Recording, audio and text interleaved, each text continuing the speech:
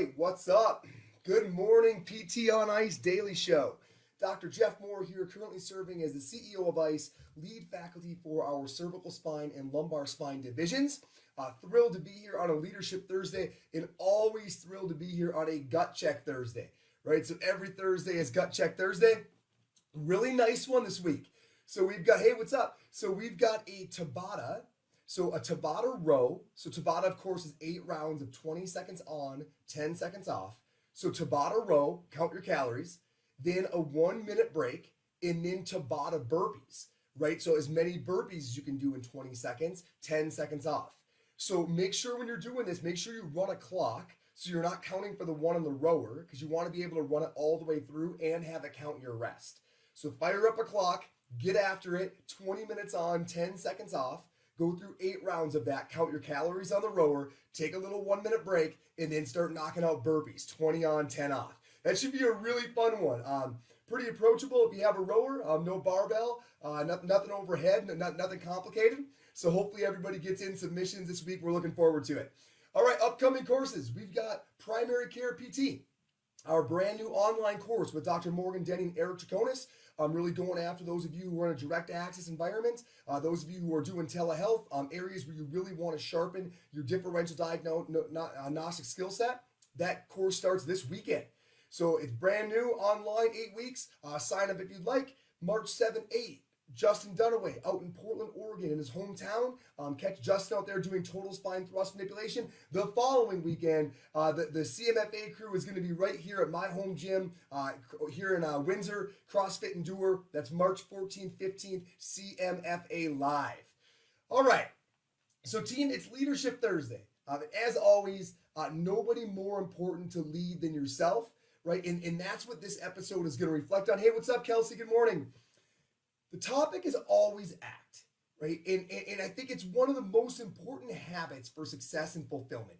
And the difference with today's topic is this is indeed just a legitimate habit that I'm really going to encourage you to build, because I think it leads to both getting you where you want to go, and it leads to a massive amount of fulfillment. It's a real burnout eraser, and we'll talk a bit more about that in a second. Now, what we mean by always act is that you want to develop a habit of never commenting or engaging without some type of action to follow it up, right? So in other words, never step in without stepping up. So obviously the most egregious spot you see this, of course, is in social media, where somebody jumps on a thread and says, oh, I'm just irate about this. I can't even believe it. Like, we've got to make some change. And then they do absolutely nothing about it. Repeat ad nauseum. Right? But it goes for every setting in your life, right? It goes for what's going on at your kid's school. It goes for what you care about at the gym. Anywhere in your local community, in local politics that you want to see change. Like, anywhere that you're willing to engage enough to say that you're frustrated by it, to say that it means something to you, in 100% of those scenarios, you need to follow that with action. Never step in without stepping up. Okay. Now, critically, the size of the action is totally irrelevant, and you've really got to embrace this if you're going to make it work, right? In fact, it's all about the habit and nothing about the size. So you should even praise small actions. By you should even, I'm saying you should especially praise your smallest actions. In that book I recently read a review on, or wrote a review on, Atomic Habits by James Clear, he talks about how the most important workouts that you do are the terrible ones, the low-performing ones, the ones where you weren't feeling it. You didn't want to be there, but you went through the motions anyways, because that's who you are. That's what you do. You always do the workout. It wasn't your best workout. There were no PRs documented, but you did it because you always do it. It's who you are. It's your habit, right? Your something small, your moment of action deepens that habit. And it never winds up being something small, by the way, because your something small gets picked up by somebody else. It makes somebody else think different, something they can elaborate on. It serves as a connection between two people who both saw the comment. Your little action deepens your personal habit and oftentimes really is fuel for a bigger fire. So celebrate the times that you just do something very tiny to move the ball forward, because those are really the things that it's all about. I can tell you this, as I have studied the most successful people that I know, the people that I really look up to, and try to figure out kind of what is that secret sauce, this might be the most differentiating characteristic. They are always people of action. Sometimes it's massive action, but most often, in the vast majority of cases, it's just that they always advance the ball, right? When you break away from a conversation with them, when you break away from a meeting they chose to be a part of, they always ask for action items. Okay, so what are we gonna do? And then here's what really separates them. They are very transparent about what they can't do. So they're always the first person in the group that says, okay, I can't do that. I won't have time for that. Or I don't have the resources. They are very quick to say what they can't do.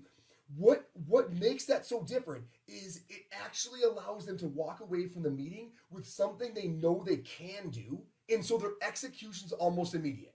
This is the person who you get home from the meeting and they already connected you in that one email with that next person that you need to move up with or forward with. They already did it all the time.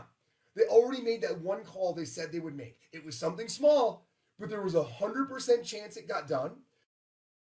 What they couldn't do, and they always act.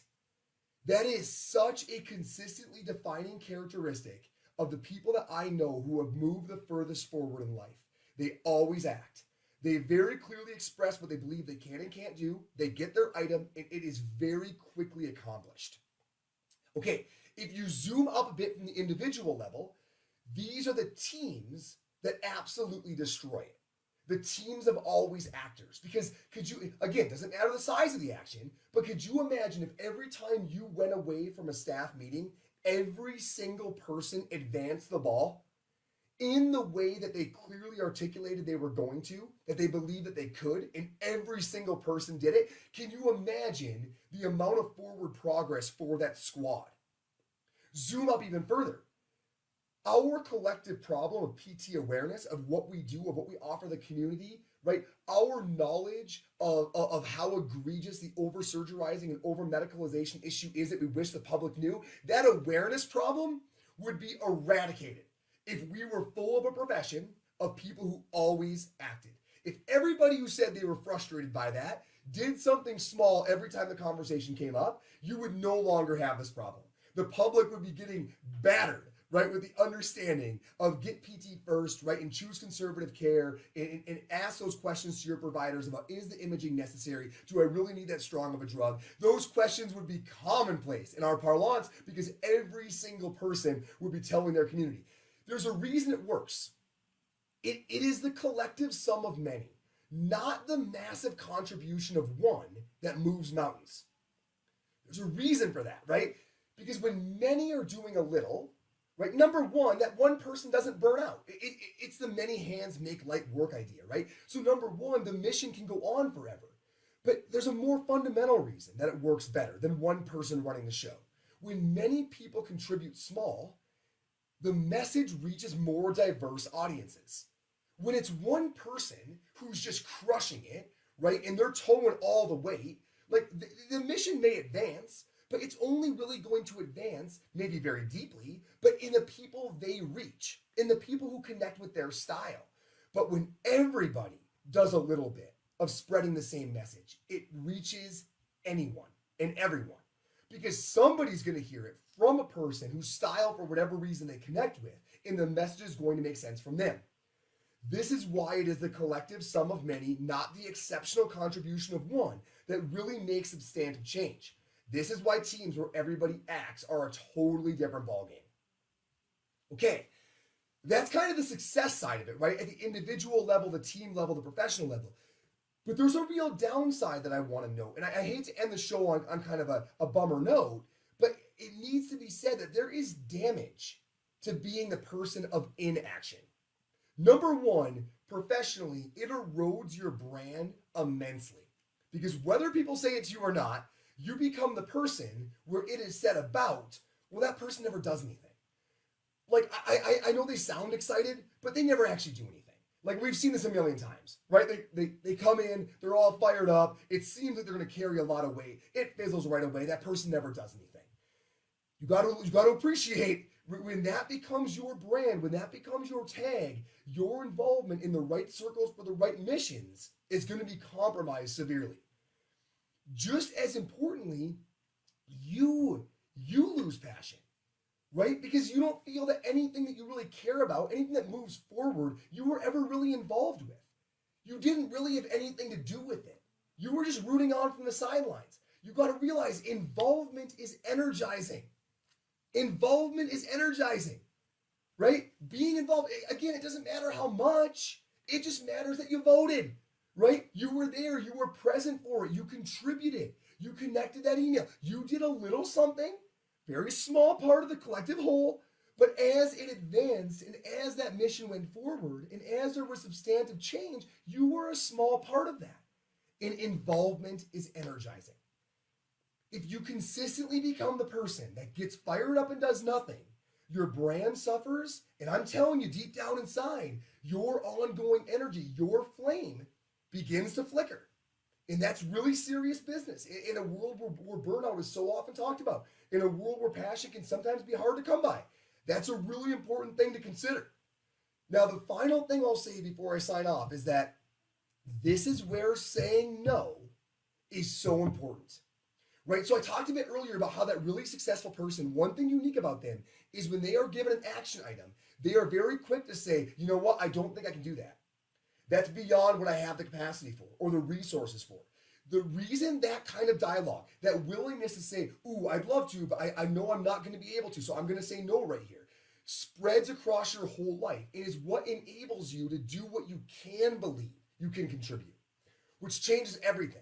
So I know we've talked on the podcast before that saying no is so important. This is a big part of the reason why it's so important. Because saying no to things that don't matter or you can't actually do is what allows you to say yes and execute on things that you can. It's really important that you embody that because so many folks say, well, I just don't have time for any of this. Well, you're right. What you don't realize is that fact is your fault. The fact that you don't have any time for it is your fault, right? You haven't said no to the right stuff. You haven't downgraded commitments that you honestly couldn't live up to.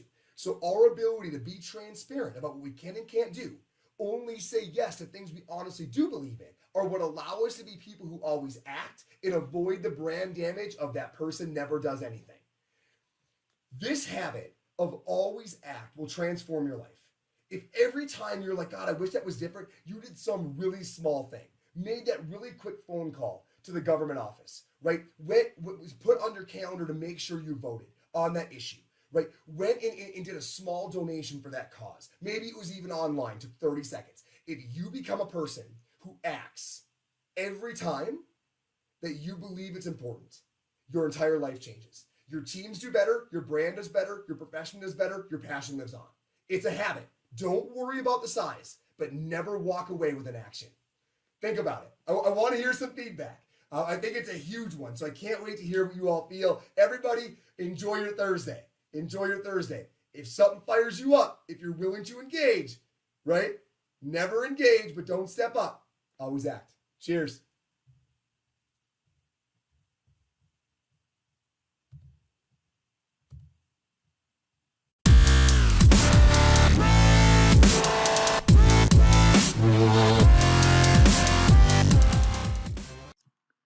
Hey, thanks for tuning in to the PT on Ice Daily Show. If you enjoyed this content, head on over to iTunes and leave us a review. And be sure to check us out on Facebook and Instagram at the Institute of Clinical Excellence.